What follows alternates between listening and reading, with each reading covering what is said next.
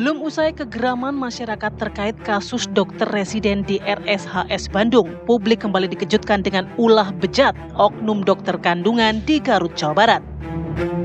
Bagaimana tidak, dokter kandungan tersebut melakukan pelecehan seksual kepada ibu hamil saat USG.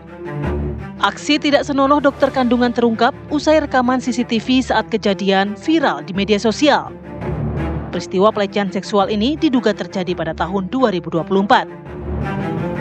Polisi bergerak cepat, dokter kandungan ini pun ditangkap Satreskrim Polres Garut pada Selasa malam dan masih diperiksa atas dugaan pencabulan. Polisi tidak bisa menghadirkan oknum dokter berinisial MSF tersebut kepada media karena statusnya masih sebagai saksi. Dua pasien yang diduga menjadi korban pelecehan telah diminta keterangan oleh penyidik Unit Perlindungan Perempuan Polres Garut. Dokter semestinya menjadi sosok terpercaya dan memberi rasa aman bagi pasien. Selain mencoreng institusi dan profesi, perbuatan para oknum dokter cabul tersebut membuat korban trauma berat. Lantas, bagaimana pemerintah dapat memberikan perlindungan terhadap pasien dan memastikan kejadian serupa tidak akan terulang? Apakah hukuman yang pantas diberikan kepada para predator seksual tersebut?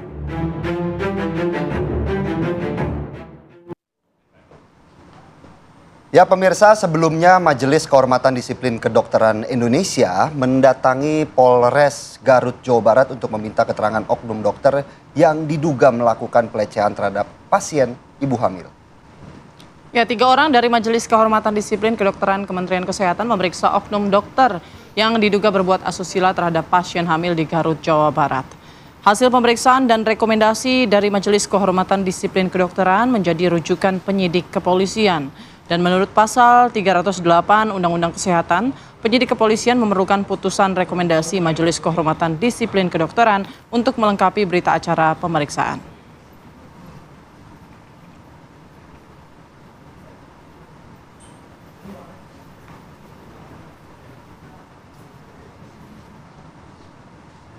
Ya, sementara itu pemirsa, Ikatan Dokter Indonesia IDI Jawa Barat mengecam tindakan dokter spesialis kandungan yang diduga melakukan pelecehan seksual terhadap pasiennya di sebuah klinik di Garut, Jawa Barat saat pemeriksaan USG. Ya, pelaku terancam diberhentikan dari keanggotaan IDI dan berikut pernyataan Ketua IDI Jawa Barat Dr. Lutfi. Barat sudah berkoordinasi dengan Ikatan Dokter Indonesia cabang Kabupaten Garut untuk menelusuri permasalahan tersebut. Dari data yang kami dapatkan bahwa yang bersangkutan itu memang betul seorang dokter spesialis kandungan dan bertugas di Kabupaten Garut sejak tahun 2023. Sedangkan kasusnya sendiri terjadi di tahun 2024. Dan yang bersangkutan ini bekerja di salah satu rumah sakit pemerintah dan juga beberapa klinik yang ada di Kabupaten Garut. Dan sanksi yang akan kami berikan saat ini dalam proses pembahasan di Majelis Kehormatan Etik Kedokteran dan juga Dewan Pertimbangan Ikatan Dokter Indonesia. Dan tentunya kami juga paralel menunggu hasil penyelidikan dan penyidikan yang dilakukan oleh pihak kepolisian. Sanksi terberat yang dapat kami berikan kepada yang bersangkutan adalah sanksi disiplin berupa pemberhentian yang bersangkutan dari keanggotaan Ikatan Dokter Indonesia. Ya pemirsa, satu persatu ya curhatan korban ya, diduga korban dari dokter kandungan di Garut, Jawa Barat ini bermunculan di sosial media. Tidak hanya satu, bahkan di luar prakteknya, ini katanya juga kabarnya di rumahnya juga dia kerap melakukan KDRT dan segala macam. Tapi itu pun masih dalam penyelidikan juga ya. Tapi paling tidak perilakunya ini sudah berulang kali ia lakukan. Baik itu terhadap pasien maupun terhadap asisten rumah tangganya. Nah lalu kira-kira hukuman berat apa yang pantas diterapkan begitu ya, dijatuhkan untuk oknum-oknum dokter yang seperti ini gitu Kak. Dan juga dorongan masyarakat terkait hukuman kebiri kimia, apakah sudah pantas dilakukan atau diberikan kepada para pelaku kejahatan seksual yang korbannya ini lebih dari satu. Kita bahas ya pada pagi hari ini bersama sejumlah narasumber yang sudah hadir di studio. Ada Mas Vincentius Mendrova, pakar hukum Universitas Pelita Harapan. Selamat pagi, Mas Vincent. Selamat pagi, Bang Vincent. Selamat pagi Mas. Kemudian juga di studio ada Mas Hermawan Saputra, Ketua Umum Pengurus Pusat Ikatan Ahli Kesehatan Masyarakat Indonesia. Selamat pagi. Selamat pagi, Mas Mas Hermawan. Inggris. Selamat pagi, Bang Philip. Siap. Ada juga nanti terhubung dengan sambungan Zoom ya, ada Reza Indragiri selaku psikolog forensik. Tapi kita akan sapa Bang Reza. Nanti kita ke Bang Hermawan terlebih dahulu Bang, bagaimana melihat fenomena ini dokter lagi menjadi sorotan begitu, Bang Hermawan? Ya betul, ini bukan hal yang terusan harusnya berulang ya, tapi kalau bisa cukup sampai di sini. Mungkin. Karena ya, Mungkin. ya ini yang kita harapkan. Ya. Tentu saja karena profesi dokter ini adalah salah satu tulang punggung layanan kesehatan. Oke. Di Indonesia apalagi kita sangat kekurangan dokter dan dokter spesialis. Maka itu kalau dokter yang menjadi salah satu tulang punggung profesional di bidang layanan kesehatan sangat disayangkan kalau kasus ini harus berulang. Nah oleh karena itu kita harus hentikan dengan cara pertama memantapkan etika dan profesional dokter dengan menghargai profesi dan sumpah profesinya. Yang kedua nanti dengan cara memperbaiki tata kelola layanan kesehatan. Apakah itu di rumah sakit, di klinik, puskesmas, balai pengobatan, dan lain-lain. Nah kalau kita belajar dari kasus yang terjadi di Garut dan sebelumnya di Bandung, ini juga berkaitan dengan dua hal itu. Menyangkut profesionalitas dan integritas pribadi seorang dokter. Yang kedua adalah tata kelola dan prosedur layanan itu sendiri Dari yang menjadi vaskesnya persoalan. Nah, dua sisi ini harus kita benahi dan kalau bisa cukup sampai di sini Bung Philip dan Mbak Putri. Nah, ini yang kita harapkan. Tapi begini yang menarik, kasus ini bisa jadi memang fenomena gunung es. Banyak kasus yang mungkin terjadi tetapi tidak terekspos dan terlaporkan karena menyangkut martabat. Pemeriksaan kesehatan itu cukup private. Nah, kalau kita telah kasus yang di Garut, ini nanti kita lihat dari perspektif hukum juga. Itu ada kamera CCTV di dalam ruang praktek dokter ketika ada hubungan antara dokter dengan pasiennya. Nah, dua sisi. Terekspos memang karena ada tindakan abuse of professional. Artinya ada tingkatan yang praktek tanda kutip, tapi juga di sini ada CCTV di dalam ruang praktek. Sebenarnya boleh nggak? Boleh nggak tuh? Ini mengekspos sisi kerahasiaan pasien justru. Sebenarnya Seharusnya tidak boleh, Oke. karena informasi medis memang hak pasien. Tetapi medical record dan kerahasiaan medis itu statusnya cukup diatur dengan ketat. Bahkan bisa terkategori rahasia negara tuh kalau disejajarkan dengan itu. Saking pentingnya menutup informasi dan kerahasiaan pasien. Nah itu sisi lain ya. Tetapi bahwa di situ juga seorang dokter seharusnya juga ada pendamping. Nah ini yang saya sebut sebagai dengan prosedur layanan. Ada sebenarnya yang disebut dengan patient center care atau patient and family center care. Itu diatur dalam kewajiban Vaskes dan dimuat di dalam akreditasi, baik akreditasi rumah sakit maupun akreditasi klinik. Apa yang dimaksud patient center care? Itu respect to dignity, penghormatan terhadap martabat, sehingga seyogianya bila pasien dan dokter itu berbeda jenis kelamin, paling tidak harus ada pendampingan. Betul. Baik dari sisi keluarga pasien, apalagi juga dari sisi tenaga kesehatan yang melayani. Nah ini di samping gunanya untuk memberikan komunikasi, informasi dan edukasi agar tidak hanya dipahami oleh pasien, tapi keluarga pasien juga harus paham supaya ada proses pelayanan kesehatan yang optimal atas tindakan dan konsekuensi medis setelahnya. Nah, tetapi di sisi lain ini menyangkut respect to dignity tadi. Nah ini adalah penghormatan terhadap martabat sehingga seyogianya apalagi dokter yang berbeda jenis kelamin ya dengan pasiennya. Jangankan yang berbeda jenis kelamin, yang sama saja harus didampingi. Karena sekarang ini penyalahgunaan pelecehan ya itu tidak selalu identik dengan yang berbeda jenis kelamin kan. Nah sama pun itu bisa menjadi persoalan. Ini lagi-lagi menyangkut prosedur yang harus kita kuatkan dan ini menjadi evaluasi juga baik tidak hanya bagi profesional atau individu dokter, tapi juga dari provider layanan atau Vaskes. Kebetulan kami juga mengelola rumah sakit dan klinik, dan ini menjadi concern ya terhadap kualitas pelayanan terhadap publik. Oke. Mbak Putri. Saya mau ke Bang Reza terlebih dahulu. Mas Reza, ini jangan capek-capek ya Mas ya, kayaknya kemarin capek banget ngomongin RSHS ya, PPDS begitu yang praktek di RSHS Bandung, kali ini di Garut Mas Reza. Ini kok muncul terus nih kasus-kasus serupa ini, fenomena yang terjadi ini apakah memang benar yang dinyatakan Mas Hermawan ini sebetulnya kayak gunung es begitu ya, ini puncaknya, di bawah-bawahnya ternyata mungkin bisa jadi banyak nih kasus-kasus serupa. Semalam saya berbincang dengan Ketua Umum Ikatan Dokter Indonesia, yaitu Dr. Slamet. Alih-alih meyakini bahwa kita bisa memotret masalah ini dengan kiasan gunung es, justru Dr. Slamet saya simak menyebut ini anomali. Sebetulnya saya gembira ketika dikatakan ini anomali.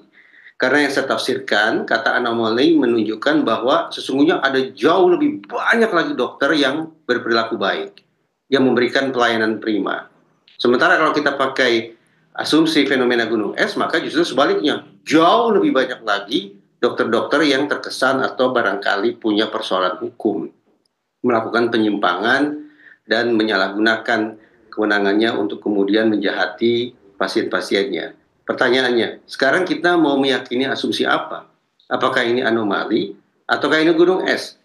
Sayang beribu sayang, sampai hari ini saya tidak punya akses ke data Ikatan Dokter Indonesia terkait dengan seberapa banyak sesungguhnya angka realnya itu seperti apa. Penyimpangan terutama sekali terkait dengan kekerasan seksual yang sudah dilakukan oleh oknum dokter. Pertanyaan yang kedua adalah, lantas bagaimana penyikapan organisasi terhadap angka-angka itu? Kasus demi kasus, dokter demi dokter diapakan oleh organisasi? Tidak cukup sampai pada data di tingkat organisasi. Karena kekerasan seksual merupakan pidana, maka sudah barang tentu kasus-kasus kekerasan seksual yang dilakukan oleh oknum dokter harus sampai ke otoritas penegakan hukum. Sehingga muncul pertanyaan ketiga yang kurang lebih sama, yaitu berapa tinggi atau berapa rendah data yang dimiliki oleh otoritas kepolisian misalnya terkait dengan kekerasan seksual yang dilakukan oleh dokter. Kalau data itu tersedia, pertanyaan yang keempat, lagi-lagi mirip, apa penyikapan hukum terhadap kasus-kasus kekerasan seksual tersebut? Sekali lagi, sepanjang yang saya simak dalam sekian banyak forum diskusi maupun pemberitaan di media, tidak ada data itu. Sehingga praktis kita tidak pernah bisa berdiskusi secara benar-benar objektif dan terukur. Sehingga pada akhirnya kita teryakinkan pada asumsi fenomena gunung es, ataukah ini anomali belaka. Baik Bang Reza, tapi kalau kita melihat bagaimana fenomena dokter yang bermasalah ini, kemudian kan seorang dokter yang memiliki kekuatan yang cukup besar ya untuk memeriksa tubuh pasien yang sakit, kemudian malah disalahgunakan. Kalau Bang Reza sendiri melihat bagaimana perilaku dari dokter tersebut, apakah yang bermasalah memang dokternya tersebut atau memang pengawasannya yang tadi Bang Hermawan bilang ada gitu kesempatan, ya? Ada begitu peluang. Ya. Gayung bersambut kalau kata Putri. Pertama, kalau kita tinjau dari perspektif teoritis, maka memang kita punya alasan untuk khawatir bahwa jangan-jangan ini bukan hanya satu atau dua peristiwa. Kalaulah sebutan fenomena terlalu dramatis, anggaplah ternyata ini jumlahnya barangkali tidak sedikit. Kenapa? Karena ya apa boleh buat, kalau kita pakai teori relasi kuasa, teori power asymmetry, maka ya kita bisa potret relasi antara dokter dengan pasien memang relasi yang rentan. Seandainya tidak ada pengendalian. Satu pihak kuat, pihak lainnya lemah. Ada yang dominan, ada yang submisif. Ada yang mengendalikan, ada yang dikendalikan. Satu pihak yang serba kuat, serba dominan itu, hitung-hitungan di atas kertas memang berpotensi menjadi pelaku. Sementara pihak yang lemah, yang submisif, yang dikendalikan akan terdudukkan sebagai korban. Namun saya tidak akan gegabah menyebut bahwa niscaya relasi antara dokter dengan pasien adalah relasi yang berbahaya atau beresiko bagi pasien. Tidak. Karena relasi kuasa yang timpang itu atau power asymmetry itu tidak akan ada mewujud sebagai perilaku kejahatan sekiranya ada pengendalian. Baik pengendalian dari dalam diri si dokter sendiri, intrinsik sifatnya, atau pengendalian dari luar, ekstrinsik pengawasan bentuknya. Nah, dari poin satu ini, kita maka bisa masuk ke poin kedua untuk menyimpulkan, maka boleh jadi peristiwa-peristiwa semacam ini terjadi karena adanya faktor pendorong dan faktor penarik. Faktor pendorongnya terletak pada dimensi individu. Si dokter, apakah dia memang punya persoalan ketidaktaatan pada etik, atau punya persoalan stres yang coba diatasi dengan melakukan kejahatan, ataukah faktor keletihan, ataukah faktor kelainan seksual atau gangguan jiwa seperti yang diutarakan oleh Polda Jabar. Sementara pada pull factor atau faktor penariknya, dimensi organisasi. Kalau bicara dimensi organisasi, silakan kita coba cek sama-sama seberapa jauh otoritas kedokteran kita punya faktor-faktor pendukung atau tidak untuk menegakkan etik itu. Ditambah lagi dengan adanya, ini yang saya paling khawatirkan, adanya jiwa korsa menyimpang. Secara tipikal, sejawat, kolega, atas nama kesetiakawanan, boleh jadi akan memilih untuk tutup mulut terhadap segala macam bentuk penyimpangan, aib, kesalahan, bahkan mungkin kejahatan yang dilakukan oleh sejawat mereka. Nah, kalau kemudian kita bersepakat bahwa dimensi individu dan dimensi organisasi saling berkontribusi bagi terjadinya peristiwa-peristiwa yang menakutkan sekaligus menyedihkan ini, maka memang kita harus turun mesin. Pembenahannya betul-betul menyeluruh, baik pada insan kedokterannya maupun pada otoritas kedokterannya. Oke, baik, saya ke Mas Vincent. Mas Vincent, kalau ngelihat ini dua kasus ini yang kita soroti ya, di Garut dan juga Bandung ini. Konstruksi hukumnya, ini kan mereka punya kuasa terhadap korbannya begitu ya. Apakah konstruksi hukumnya ini sama atau berbeda dengan mungkin kasus-kasus pelecehan seksual umum lainnya begitu? Ya, kalau kita berbasis pada pelecehan seksual, sekarang kan memang sudah ada undang-undang khusus yang mengatur tentang tindak pidana pelecehan seksual ya. Nomor 12 tahun 2022. Tentu itu yang akan menjadi dasar nanti dalam melakukan proses penyelidikan dan penyidikan sampai pada penuntutan dan putusan pengadilan. Nah, kalau kita lihat dari kasus yang ada, tentu kita bisa menghubungkan relasi kuasa atau kewenangan dokter dalam melakukan tugas dan fungsinya menangani pasien. Dan itu terjadi di dalam momentum penanganan pasien misalnya. Nah, kalau kita berbasis pada itu, tentu memang di pasal 6 bagian C-nya, itu memang diatur terkait dengan tindak pidana yang menyalahgunakan atau setiap orang yang menyalahgunakan kekuasaan atau kewenangannya dengan melakukan perbuatan pelecehan seksual. Dan kalau kita lihat dari ancamannya itu ancamannya 12 tahun penjara gitu ya.